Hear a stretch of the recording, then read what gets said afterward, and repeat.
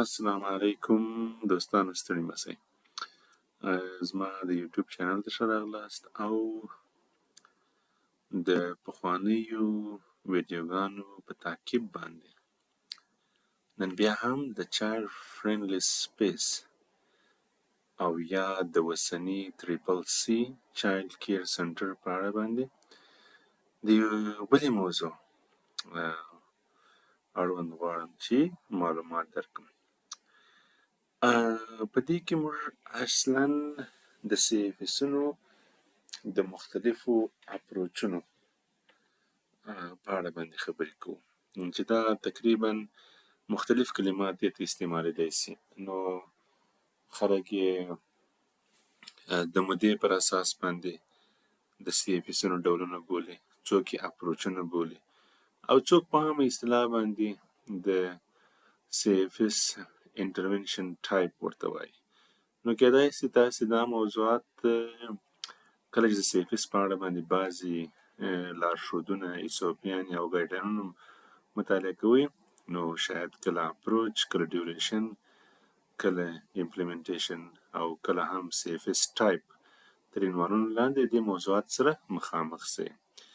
په کل کې دغه CFSونه ډیری وخت په اصطلاح باندې هغه ډولونه اکثره وختونه د مودې یا دوران یا هغه ډیوریشن چې د هغه پر اساس باندې پیژندل کېږي. اوس CFSونه چې دي کېدلی شي شارټ ټرم وي، چې دې ته موږ لنډ مدته CFSونه وایو. لنډ مدته CFSونه هغه دي چې په کوم ځای کې طبیعي آفات پیښیږي، زلزله، طوفان کېږي، د موقت وخت لپاره کیمپ جوړیږي او دستي هلته د ماشومانو د ملاتړ په خاطر باندې، د دوی د رواني روغتیا په خاطر باندې د ډېرې یو لنډې مودې لپاره 2 میاشتې، 1 میاشت، 3 میاشتې یو CFS هلته ایجادیږي او ماشومانو ته د ټولو فعالیتونو دپاره د توکو او امکاناتو آمادګي نیول کېږي.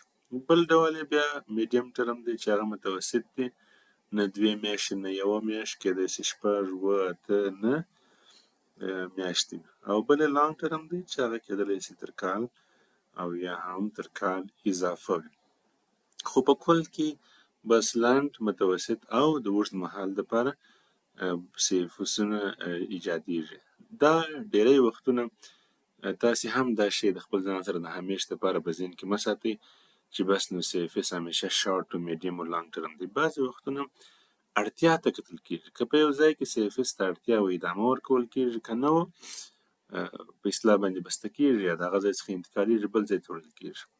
نو دا همیشه د اړتیا پر اساس باندې، که اړتیا وه دا به وي، که نه وه هغه به فعالیت به پای ته رسیږي.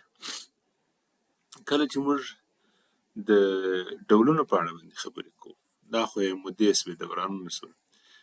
اوس نو په ډولونو کې بیا موږ موبایل CFS لرو چې دې ته ګرځنده CFSونه وایي.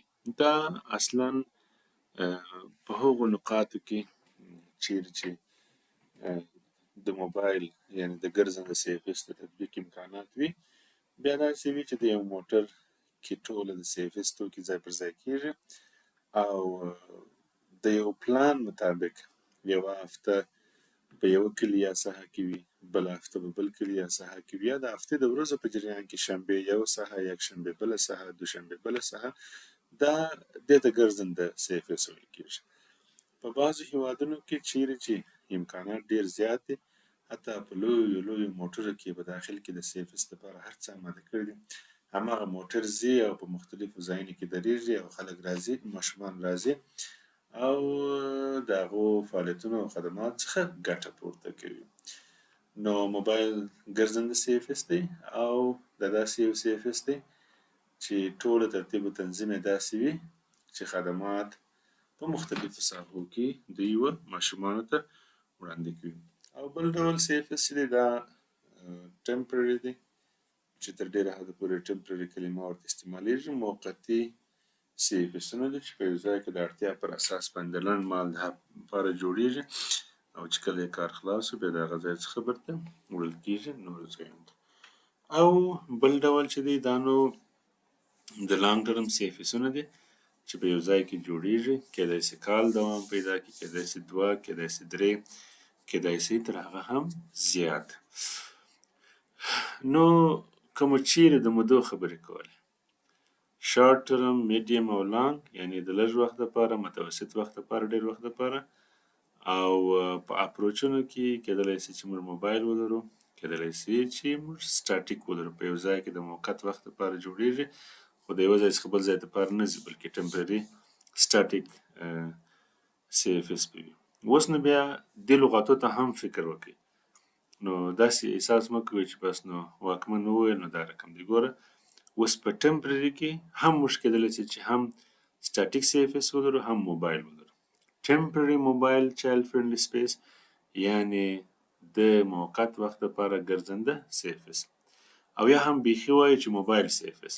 کله کله بعضې سی اف اسونه چې طویل مدته هم کیدلی سي چې موبایل اوسي. موږ وایو لانګ ټرم موبایل چایلډ فرندلی سپیس، دا په دې معنی چې سی اف اس ګرځنده دی خو د زیاتې مودې دپاره جوړ سوی، کیدای سي 2 کاله وي، کیدای سي 1 کال وي، کیدای سي 1 نیم کال وي، او دی به ګرځنده وي.